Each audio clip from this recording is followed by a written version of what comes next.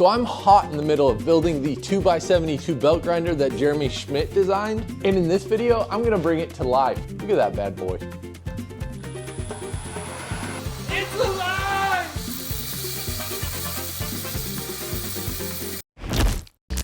So the next step in this build is to build the Platen Arm out of this 1.5-inch square tube. So I went ahead and pulled out the Evolution cold cut saw and cut it down to size. Now there's a roller wheel at the top and the bottom of this Platen Arm, and so I'm cutting out the clearances to make room for each of those wheels. I started by using my Porter Band saw setup here, but ended up moving to the Art Captain angle grinder to do the hard angle cut to take the rest of this clearance piece out of there. So after removing that little clearance area, I went through and ground and cleaned up the cuts themselves. And then I went through and found the center line of this tube. Now this is gonna hold the platen with 2 threaded studs off the top and the bottom. And so we needed to make these holes completely concentric on the front and the back to allow for those bolts to go all the way through. All right, so we got little holes in the front and big holes in the back. They're aligned perfectly because the same drill bit did both of them. Both sides. So the next thing is to make the ears that hold the wheels on the top and the bottom of this Platen Arm. Now in order to get the right spacing and keep that ear parallel to the overall tube, I went through and in order to leverage my Fireball tool table, I took a 1.5-inch piece of square tubing along with the thickness of that middle piece there and made sure to clamp everything down. I really focused on the 2 dimensions that were really critical, which was the overall spacing between the 2 holes and the hole location relative to that front part of the square tube. Went through and tacked these up. Now, I didn't have access to the side welds, so I tacked the bottom of it and then I clamped them down like you can see here, and then weld the front and the back, but not the top and the bottom, just to manage the weld distortion that's really expected with that top and bottom weld. Now in order to cover up my poor welding skills, I went through and ground each of these welds flush. I'm really not concerned that welding it down is going to compromise the strength of this part. Next step is to cut this 1.5-inch square bar that's cold rolled down to the size that we can weld it on to make kind of that T geometry. Now the Evolution saw is really not designed to cut something solid like this, so I did have to take my time and make sure and not mess up my blade. Now the 4 inches on the end of this square tube is meant to be flat, mostly just to allow for the locking mechanism in the telescoping tube to have a flat surface to push against. So after grinding that, I went through and started to set everything up on my Fireball tool table. Now I'm relatively new to the fabrication table setup, so I'm just kind of messing around and trying to figure out what's gonna work best for this setup. I located everything off those 2 center blocks with that cold rolled square bar, and then I measured the dimensions. Now I did figure out that with these fence blocks, if you line them up sideways, they move and tend to roll some. And so if you line them up lengthwise to the edge that you want and just use 2 of them, so the piece that you're trying to side push against isn't gonna roll. So I went through and incorporated that for the 2 pieces that we're welding together here and then welded her up. I'm using the MiG 200 from Art Captain to weld this together. I've really been happy with the performance of this welder, especially the fact that it is a cheaper, more budget-friendly welder. You can see the welds look nice, and I generally just keep this welder on the synergetic mode for welding. So now that we have our Platen Arm here, I went ahead and threw it into the telescoping tube on the rotating telescoping tube and locked it down. Now I'm gonna take some 1/8-inch scrap material that I found, I'm gonna clean it up, cut it down to size for the little stop pads for my platen to sit against. This is responsible for setting the appropriate plane that the sanding belt is going to be tracking against. And you can see they're really small, so that was a little bit of a struggle to try to tack these down appropriately. Luckily, I had my Fireball tool side vise that locked this puppy down. I set each of those, and then I used one of the Fireball tool clamps with a scrap piece to lock down each of those little tabs in order to place a tack on either side. Now I didn't really put much of a tack. I don't think much is required for these because the platen itself is going to be cinched down to them. It's really just to hold them in place. Now my tack beads did stick up a little bit, so I went through and ground them down with my flat disc on an angle grinder, and you can see they're sitting right where they need to be. Now, according to the plans, the best way to check if this plane that these three pieces create is square to the overall squareness of the Platen Arm. Is you lay it on a flat surface like my Fireball tool table, and then you check the square with a large carpenter square.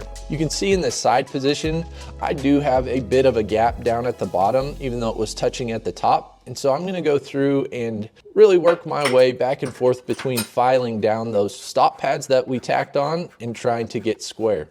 It took quite a few rounds of just finesse work with the file, trying to get it just spot on and perfect. This probably took me about 15 to 20 minutes of just going back and forth and back and forth. But I finally got her down to square. So I threw the Platen Arm back onto the telescoping tube and found the center of my full assembly by taking my speed square here and lining it up with the rotating bolts. This is really so I can set the center of my wheel here. According to the plans, you're supposed to use these washers and stack them up to where you get the right location of that tracking wheel. So I mount these up using that center line to the best of my ability. And then I spun each of them, and both of them were clear of all the welds and other items. So we were all good. Moving on to the platen here, the top and the bottom needs a chamfer in order to clear those wheels. So again, I'm using this sidekick vise and an angle grinder just to put a nice clean bevel on the ends of these, both on the same side. Now this platen is going to be mounted with 5/8 bolts, completely welded through so it's solid. So I went through and cut off the heads of two of these 3-inch 5/8 bolts using the Art Captain angle grinder. You can see those cut out nicely. And then I needed to go through and actually set up the location of where these bolts were going to be relative to that platen. So mounting everything in the final state, I took a silver pencil here and just marked a center. I felt like that was the easiest instead of finding the perfect center to get everything to fit up perfectly. So I went through and drilled pilot holes with an 1/8" drill bit, and then I've sized it all the way up to that 5/8 hole in order to allow for those bolts or studs now to fit all the way through to where I could tack up one side. I'm using a square magnet here just to keep everything square to the platen, and then I tacked the back side. After tacking everything up and managing the square of those studs, they fit in there perfectly and I was able to cinch it down. Now with the welding that was done on the one side, it is critical that the front of this platen be flat. And so I elected to pull out my belt grinder, put a ceramic belt on my 3x21 belt grinder and cinch it to the sidekick vise and just work back and forth on this platen until I got the front of it nearly perfectly flat.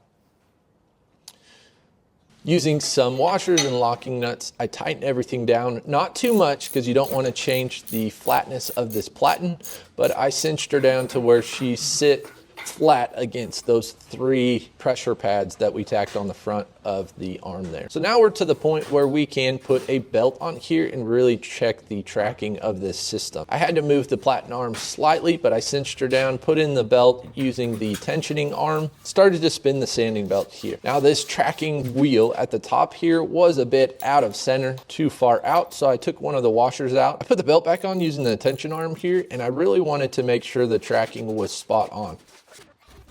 I need the platen to be a little bit farther this way. This edge is sticking outside of where the belt is tracking. And so what I ended up doing is taking the platen off, flipping it to where the bottom stud was now mounted to the top, and that actually centered it up. I think I might have installed it backwards the first time around, because now that tracking belt, as you can see, is perfectly aligned to all of the wheels. So now comes the electrical portion of this, which I am not super keen to, but I can manage to some degree. So I had a couple of conduit and other items in my electrical box here that I was trying to test out. But what I eventually ended up doing is just cutting off the end of an extension cord and running that from my 120 volt plug-in power here into the VFD, and then taking the same cord with the 3 conductors from the VFD to power my AC motor here. So I'm installing some of the strain relief. Just for a typical outlet, it's got 2 screws that cinches down the cable that you pull out the center there. The wiring diagram on the side of the motor was sufficient and worked in the low voltage setting, and everything worked the first time I wired it up. You can see this looks nice. I tried to size the length based off of what I really envisioned the VFD would be placed on a stand. So this is the very first test with this VFD, and you can see it turns on right away. Sounds like everything's working. The motor is spinned up. It is spinning fast as all get out in the wrong direction, but that's okay. There's a button on this VFD where you can just reverse the direction, and it's relatively easy. So testing out how low this puppy can go, as I spin that knob around, it definitely slows it down, and I tried it again and it slowed it down even farther. She's working. Yeah. All right, I'm gonna put a belt on and let's test it out. I gotta shimmy her over a little bit though. Let's make sure the motor can still swing. Whoa, it's got a lot of mass out there. It just falls. We're good. Everything clears. Handle works, rollers, yeah. Really looks like this assembly is gonna work. So I mount a belt for the very first time, ready to run it. Check the tracking just slightly manually. Here we go. 11%. So out the gate, it started to track off center a little bit, so I had to adjust with this tracking wheel adjustment, but it centered up and it was good to go. Grabbed some of this 1/8 inch flat bar that I used actually for the Platen plane and started to grind it. It was throwing some pretty big pieces and not creating a lot of sparks, so I went ahead and changed it out. So I have 40 grit on, and it's like throwing chunks at me, so I'm gonna go down and grit. Here's a 100 grit. I threw this belt on, turned it back on, and grabbed a 1/4 inch plate this time to test it out, and you can see it is throwing sparks like crazy. I was pretty surprised with how powerful and torquey this motor is with this setup. I really didn't feel like I could push against the belt enough to bog it down at all, and I'm really excited to be able to get the tool rest to where I can position each of these on that tool rest and really use that as a reaction point. I tested out some various plates, sizes, square tubing here, and just cleaning all the edges up, and you can see this puppy is eating material like crazy. I've been really happy with this JerSchmidt designed 2x72 butt grinder thus far, and I'm extremely excited to finish this project out and get to using this bad boy. Don't forget to hit that subscribe button. Tension arm is dang near perfect, and I am a happy camper.